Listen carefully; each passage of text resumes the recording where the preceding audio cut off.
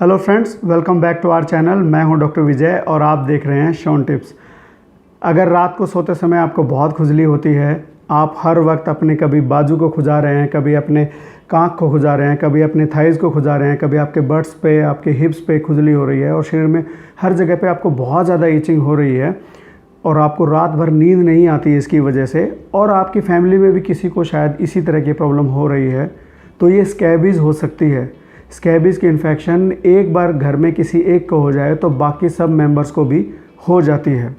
आज के वीडियो में हम लोग स्कैबीज़ के बारे में ही बात करने वाले हैं। ये क्यों होती है, क्या इसका कारण होता है, क्या इसके लक्षण होते हैं, हम इसको कैसे पहचानते हैं, क्या क्या ट्रीटमेंट इसके लिए उपलब्ध है और हम इसको होने से बचा कैसे सकते हैं, ये सब बातें इस वीडियो में अपन करेंगे।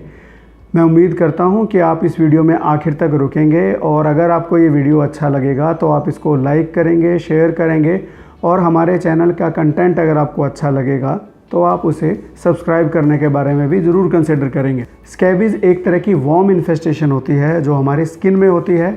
इसके अंदर एक छोटा सा माइट होता है जिसके 8 पैर होते हैं, जिसको सार्कोप्टेस स्कैबी बोलते हैं। ये बहुत ही छोटे से साइज़ का होता है, इनफैक्ट दिखाई भी नहीं देता, लेकिन इसका इफ़ेक्ट बहुत ज़्यादा होता है। ये हमारी स्किन के अंदर बहुत आसानी से धीरे धीरे करके घुस जाता है, पूरी की पूरी गुफा बना लेता है, बरो बना लेता है और हमारे स्किन में बहुत स्ट्रांगली एलर्जिक रिएक्शन क्रिएट करता है, क्योंकि बॉडी को लगता है कि बाहर से कुछ घुसा है, उसके अगेंस्ट बॉडी बहुत स्ट्रांगली रिएक्ट करती है। यहीं तक नहीं, अगर इसका इलाज नहीं होगा तो ये लंबे टाइम तक, महीनों महीनों तक आपकी स्किन में पड़ा रहेगा। आपको एक जगह से दूसरी जगह ये फैलता रहेगा और इन पूरी की पूरी इतना ज़्यादा एलर्जी, इतने ज़्यादा स्किन में इतनी ज़्यादा ईचिंग होगी कि आप इतना ज़्यादा बेचैन हो जाओगे कि आप बार बार खुजाते रहते हैं और उसकी वजह से आसपास की जगह में भी कभी ब्लीडिंग हो गई, स्किन पूरी फट गई है और उसके अंदर इन्फेक्शन हो गई है। दूसरी इन्फेक्शन भी हो जाती है, बैक्टीरियल इन्फेक्शन भी हो जाती है, जिसका इलाज भी करना पड़ता है स्कैबीज़ के इलाज के साथ साथ। क्यों होता है ये? क्योंकि ये इसका जो जीवन मरण जो इस कीड़े का होता है, माइट का होता है, ये आपकी स्किन के आसपास ही रहता है। ये आपकी स्किन के अंदर घुसेगा। इसके अंदर जो फीमेल जो माइट होता है वो अपने अंडे देगी, अंडे देने के बाद में वो मर जाएगी। उसके बाद में वो अंडे जो है लार्वा बनेंगे, फिर उसके बाद में वो अडल्ट बनेंगे, फिर वो भी अंडे देगी, फिर मर जाएंगे। ये पूरा का तामझाम है ये आपकी स्किन के अंदर ही चलता रहेगा और ये कंटिन्यूस प्रोसेस चलती रहेगी जब तक आप इसे ख़त्म नहीं करोगे, जब तक आप इसके लिए ट्रीटमेंट नहीं लोगे। और इसका जो डेड बॉडी है फीमेल माइट की, साथ में अंडे, ये सारे के सारे मिलके एलर्जी रिएक्शन क्रिएट करते हैं, जिसकी वजह से बहुत ज़्यादा ईचिंग होती है और ईचिंग भी इसमें सबसे ज़्यादा रात के समय पे होती है। स्कैबीज़ का इन्फेस्टेशन एक आदमी से दूसरे इंसान में फैल सकता है। स्किन टू स्किन टच अगर होता है, या एक दूसरे के कपड़े शेयर कर रहे हैं, एक दूसरे के टॉवल शेयर कर रहे हैं, या सेम स्पेस यूज़ कर रहे हैं। इंडिया जैसे कंट्री में बहुत बड़ी पॉपुलेशन है जो छोटे छोटे स्पेस में कई सारे लोग रहते हैं, तो अगर एक घर में एक मेंबर को हो गया तो बाकी सब मेंबर को होना भी एक तरह से आप लाजमी मान लीजिए। और यही वजह है कि डॉक्टर भी जब किसी के अंदर स्कैबीज़ डायग्नोस करता है तो उसकी पूरी फैमिली का ट्रीटमेंट करने की एडवाइस देते हैं, पूरी फैमिली के लिए ट्रीटमेंट प्रिस्क्राइब करते हैं, क्योंकि एक को हुआ बाकी सबको हो जाएगा क्लोज स्किन कॉन्टैक्ट में। और जब ओवर क्राउडिंग होता है, ख़ास तौर से होता है हॉस्टल्स में या फिर ऐसी जगह पे जहाँ पे थोड़ी जगह पे ज़्यादा लोग रहते हैं, हॉस्टल्स में कई सारे, अगर लंबा सफ़र आप कर रहे हैं तो ट्रेन्स और इन सब में भीड़ भड़के वाली जगह में भी लंबे टाइम तक एक दूसरे के साथ में खड़े हैं, तो वहाँ पर भी ये स्किन टू स्किन टच होकर ये इन्फ्लेमेशन जो है, इन्फेस्टेशन जो है दूसरे इंसान में भी ये पहुँच सकती है। लेकिन ये इन्फेक्शन सेक्सुअली ट्रांसमिटेड नहीं है, सेक्स के ज़रिए नहीं फैलती है। बहुत लोगों को गलतफहमी होती है। प्रॉब्लम क्या होती है कि जो लोगों का सेक्सुअल इंटीमेसी होती है, उनका स्किन टू स्किन टच होता है, तो फिर एक बंदे से दूसरे बंदे में फैल जाती है। सेक्सुअल ट्रांसमिशन का मतलब होता है कि सीमन और बॉडी फ्लूइड्स के ज़रिए अगर फैल रहा है तो उसको हम लोग बोलते हैं सेक्सुअल ट्रांसमिशन। ये सेक्सुअल ट्रांसमिटेड नहीं होती है। बेसिकली स्किन टू स्किन ये इन्फेक्शन एक बंदे से दूसरे बंदे में फैलती है। अब बात आती है कि अब इसके लक्षण क्या होंगे। लक्षण, जो सबसे इम्पोर्टेंट लक्षण है जिसकी वजह से लोग हॉस्पिटल जाते हैं, कि रात के समय बहुत ज़्यादा ईचिंग होती है। इतनी ज़्यादा ईचिंग होती है कि पूरी रात नींद नहीं आती है। अब तो शर्म आने लगी है कि घर वाले, रिश्तेदार, आसपास जो भी बोलते हैं कि जब देखो खुजाते रहते हो, जब देखो खुजाते रहते हो। इस वजह से फिर डॉक्टर के पास में वो आते हैं। इससे पहले लोग अपने कुछ घरेलू इलाज भी करते हैं, बाद में जाके अपने डॉक्टर के पास जाते हैं। ईचिंग सबसे बड़ी एक रीज़न है। डॉक्टर आपके हिस्ट्री पूछ के, पैटर्न पूछ के आराम से डायग्नोस कर सकते हैं। इनफैक्ट जूनियर लेवल के डॉक्टर भी बहुत आसानी से इसको डायग्नोस कर सकते हैं। और अगर डायग्नोस नहीं बनता है तो कई बार उस जगह का स्क्रैप लेके उसका टेस्ट किया जाता है, उससे भी पता लग जाता है। एक इसके अंदर इंक टेस्ट भी होता है। डॉक्टर्स के पास में एक स्पेशल इंक होती है, जिस जगह पे लीजन्स होती है उस जगह पे उसको लगा के फिर उसको पोंछ दिया जाता है, तो पता लग जाता है जहाँ पर बरो बनी होती है, गुफा बनी होती है माइट की, वो जगह नीली रह जाती है, जिससे आइडिया लग जाता है कि ये स्कैबीज़ है। तो ये तरीके हो गए डायग्नोस करने के लिए, हम लोग कैसे इसको सिम्टम बनाते हैं, कैसे इसके डायग्नोस करते हैं। लेकिन जब एक घर में एक मेंबर को इन्फेस्टेशन हो गई तो ज़रूरी नहीं है कि दूसरे को भी एक साथ तुरंत ही हो गई, उसमें टाइम लगता है, कई बार 4 से 6 हफ्ते तक लग जाते हैं। अब इसलिए वेट नहीं किया जाता कि सबको बारी बारी करके होगी, इसलिए एक को हो गई है तो बाकी सबको भी होनी लाजमी तरह से माना जाता है, तो इसलिए सबका इलाज किया जाता है। अब मैं आपको बताता हूँ कि स्कैबीज़ में होने वाले जो स्किन पे दाने हैं, छोटे छोटे दाने होते हैं लाल रंग के, ये कौन कौन सी जगह पर ज़्यादा होते हैं ताकि पहचाना जा सके। देखिए, इसको ऐसी जगह चाहिए जहाँ पर 2 स्किन आपस में टच कर रही हैं, जैसे कि ये वाला जो एरिया है इस वाले एरिया में, फिर ये वाला जो 2 उंगलियों के बीच में, इन एरियाज़ को बोलते हैं इंटरट्रीजनस एरिया। आपके बगल के अंदर, आपके जांघों में, थाइज़ में, आपके हिप्स के ऊपर, जहाँ पर आपकी बेल्ट बनती है वहाँ पर, उसके अलावा आपके उंगलियों के ऊपर, जो पाँव की उंगलियों के बीच में, और एक जगह जो बहुत ज़्यादा मिस हो जाती है वो होती है रिस्ट, यानी कि आपके बाजू के इस एरिया पर भी स्कैबीज़ की लीजन्स हो सकती है, दाने हो सकते हैं छोटे छोटे करके रेड कलर के। ये फेस पे नहीं होता है, जो अडल्ट होते हैं उनके फेस पे नहीं होता है, गर्दन पे नहीं होता है, सर पे नहीं होता, हथेली पे नहीं होता, उसी तरह से पैर के नीचे वाली फ्लैट सरफेस पे नहीं होता है।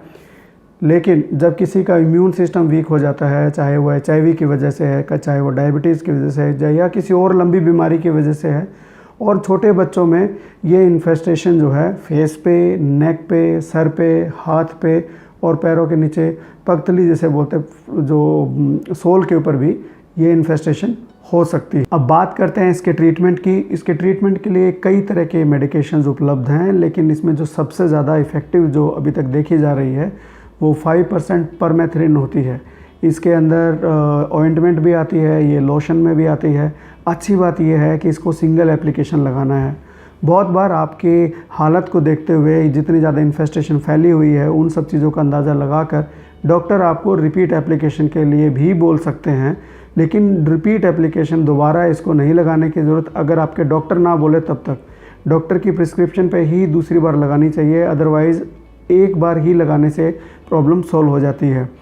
एक बहुत इम्पॉर्टेंट बात है जिसकी वजह से ज़्यादा प्रॉब्लम क्रिएट होती है इनफैक्ट, कि परमेथ्रिन लगाने के बाद में या जो भी स्कैबीज़ का ट्रीटमेंट पूरा किया जाता है, परमेथ्रिन नहीं, जो भी और भी दूसरे ट्रीटमेंट दिए जाते हैं, तो उसके हफ्ते तक इसकी जो ईचिंग की प्रॉब्लम है और कई बार बढ़ जाती है, ज़्यादा होने लग जाती है।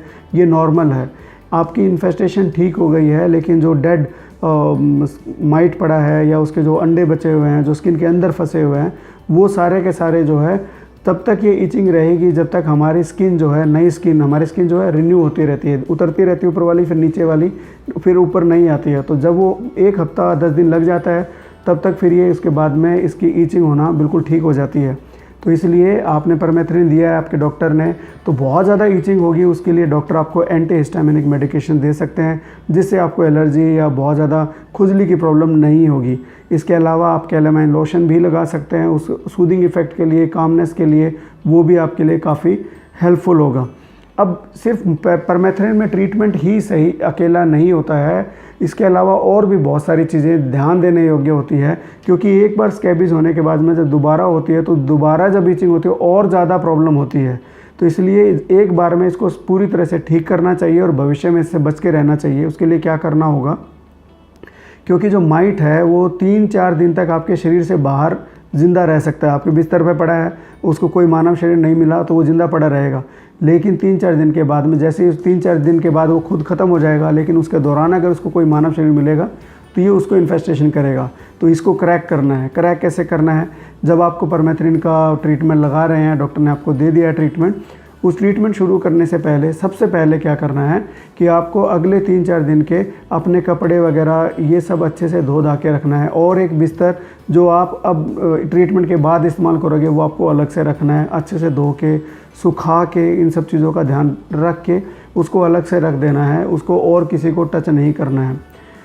फिर उसके बाद में आपको ट्रीटमेंट करना है। ट्रीटमेंट के लिए रात को सोने से पहले गर्दन से नीचे पूरे शरीर पर उसको आपको लगाना है, आँख पे, फेस पे, उस जगह पे नहीं लगाना है। इसको गर्दन से नीचे पूरी परमेथ्रिन लगाना है, पूरी पतली लेयर पूरी बॉडी पे, जहाँ पर ख़ास तौर से जहाँ पे इन्फेस्टेशन होती है, जहाँ पे 2 स्किन मिलती है वहाँ पर, तो इसको ख़ास तौर से अच्छे से लगाना है। फिर उसके बाद में रात को सुबह उठने के बाद में हल्के नवाए पानी से आप अपने आप को नहलाना है, नहाना है। ये आपका ट्रीटमेंट हो गया है। अब आपको अपने बिस्तर वगैरह जो है, जो आपने यूज़ कर रहे थे, वो सारे के सारे अच्छे से धो के सुखाने हैं, और उनको आप 3-4 दिन के बाद ही इस्तेमाल कीजिए। कपड़े जो आप धोते हैं उनको धोने के बाद में उल्टा करके सुखाइए, धूप में सुखाइए, तो फिर वो जो माइट मर जाएगा। लेकिन ये आपको 3-4 दिन के लिए आपको उन कपड़ों को इस्तेमाल नहीं करना है, उनको दूर रखना है, क्योंकि उनके अंदर माइट अवेलेबल हो सकता है, नज़र से दिखेगा नहीं। सो ये चीज़ें करेंगे तो फिर ना तो आपको होगा, ना ही दूसरे लोगों को होगा, क्योंकि ट्रीटमेंट तो घर में सभी को करना पड़ेगा। एक इंसान के ट्रीटमेंट करने से बाकी बचेंगे नहीं, क्योंकि इन्फेस्टेशन उनको भी हो चुकी होगी। क्योंकि मैंने बताया कि 4 से 6 हफ्ते के बाद में इसके लक्षण आना शुरू होते हैं, तो सब लोग इन्फेक्ट हो सकते हैं, आपको पता भी नहीं चलेगा। तो सबका इलाज करवाना ज़रूरी है।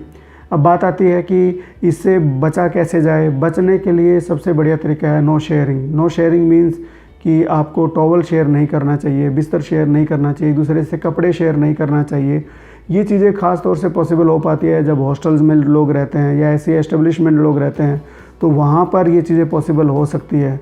बट मैं समझता हूँ अच्छे से, जहाँ पर इंडिया जैसे कंट्री है और हमारे जैसे और भी बहुत सारे कंट्री है जहाँ पे काफ़ी बड़ी पॉपुलेशन जो है ऐसी जगह, इतने थोड़ी सी जगह में ज़्यादा लोग रहते हैं, और ये भी संभव नहीं हो पाता कि सब लोग अपना अलग अलग टॉवल इस्तेमाल करें। ये काफ़ी फैंसी सी बात है। मैं उस बात से ज़्यादा इत्तेफाक नहीं रखता हूँ, क्योंकि जब ओवर क्राउडिंग और ऐसी सिचुएशन की बात करी जाएगी तो वहाँ पर शेयरिंग नाम की चीज़ ना हो, ये पॉसिबल नहीं है।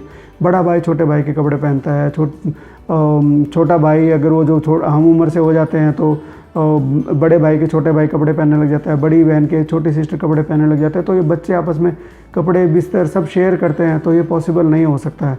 इसलिए सबसे बढ़िया तरीका ये है कि आप अपना हाइजीन मेंटेन रखें।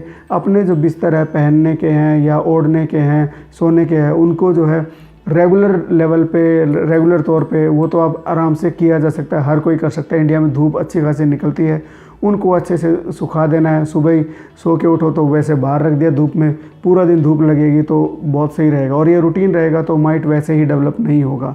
अदरवाइज़ मैं ये कहूँ कि ये करने से आपको ये स्कैबीज़ का इन्फेस्टेशन नहीं होगा तो पॉसिबल नहीं है, क्योंकि कुछ ना कुछ तो ऐसा हो ही रहा होता है कि इन्फेस्टेशन हो ही जाता है। सो इन चीज़ों का ध्यान रखेंगे तो आपको इन्फेस्टेशन नहीं होगा, और अगर हो जाता है तो अपना ट्रीटमेंट पूरा करवाना है। कुछ लोग अपने घरेलू ट्रीटमेंट भी करते हैं, बट मुझे लगता है कि ये ट्रीटमेंट इतना महंगा नहीं है, बहुत आसानी से अवेलेबल होता है। गवर्नमेंट हॉस्पिटल्स में आसानी से फ्री ऑफ कॉस्ट भी अवेलेबल होता है बहुत सारी जगह पे, तो आप खुद ट्रीटमेंट लीजिए, पूरी फैमिली का ट्रीटमेंट करवाइए, प्रॉब्लम होगी नहीं। तो ये था आज का वीडियो स्कैबीज़ के बारे में। मैं उम्मीद करता हूँ कि आपको हमारे वीडियोस पसंद आ रहे होंगे, ख़ास तौर से ये वीडियो अच्छा लगा होगा। अगर वीडियो अच्छा लगा होगा तो लाइक करने के बारे में सोचिए, शेयर करने के बारे में सोचिए, और हमारे चैनल पे जाइए, चैनल पे जाके हमारे कंटेंट्स को देखिए। अलग अलग टॉपिक्स पे हमने वीडियोस बनाए हुए हैं। अगर आपको हमारा कंटेंट अच्छा लगे तो ही आप हमारे चैनल को सब्सक्राइब करने के बारे में कंसिडर ज़रूर कीजिएगा। थैंक यू दोस्तों, मैं हूं डॉक्टर विजय और आप देख रहे थे शॉन टिप्स।